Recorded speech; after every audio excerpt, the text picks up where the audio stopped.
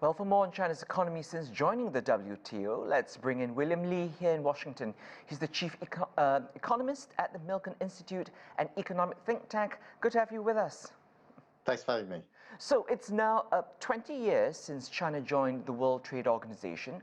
What has its entry meant for the global trading system and for China's economic growth itself? Oh, China entered at a time when it was maybe the sixth or seventh largest country in the world. It was an emerging market. It was on the precipice of a manufacturing giant and had all sorts of resources, but could not exploit them fully because it didn't have a large enough market for manufacturing goods and services in high value-added products. Now we see China 20 years later on the verge of not only being the second largest economy, but also on the verge of becoming the largest economy, almost overtaking the United States. China has also entered into high value-added manufacturing thanks to the trade that has really stimulated China's growth. So China has really had a remarkable transformation.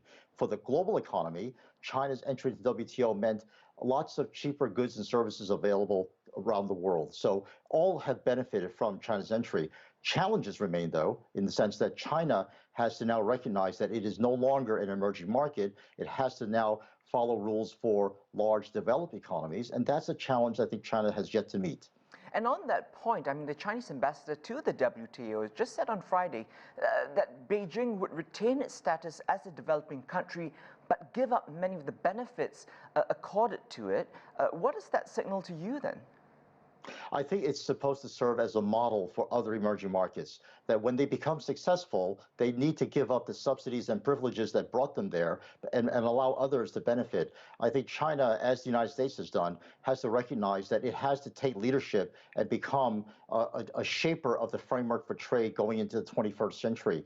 In a way, the bilateral talks between the United States and China, which have unfortunately broken down, were going to shape what that framework was going to be, because it's very important that the two largest economies and most advanced economies, along with Europe, shape that framework. And WTO itself, because of its many different kinds of interests, has always been bogged down in those discussions.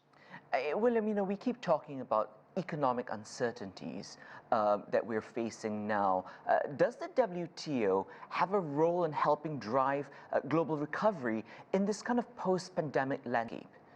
Oh, that's a great question. One of the things that's holding back the global recovery is the unevenness of the distribution of vaccines and unevenness in the overall recovery. Because of the unevenness in vaccines, many countries, especially in the emerging markets, have resorted to shutting down economies once there was an outbreak of COVID. That has been very disruptive to getting the global supply chain back together again. And as long as the global supply chain is broken, no economy in the world can continue to grow as it should and as is able to. So the most important thing for WTO now to do is coordinate trade in a way that allows that global supply chain to reopen and to really address national policies for COVID. And China has a very important role to play there. And of course, China has just laid out its economic priorities for 2022. In your estimation, what's the outlook looking like? I think China has recognized that the very rapid growth that it's had in the last 10 years cannot be sustained. Demographics and other factors are coming into play, and China's growth rate will naturally slow to 5 and even below 5%. But the key to China's growth and also the world economy growth is productivity. It has to be able to invest and innovate and innovate in the highest value-added industries. China's been remarkably successful in artificial intelligence, software, facial recognition, and I think it has to find a way to integrate that knowledge and those skills into the goods and services produced by the United States and Europe and really boost the productivity of all the workers of the world.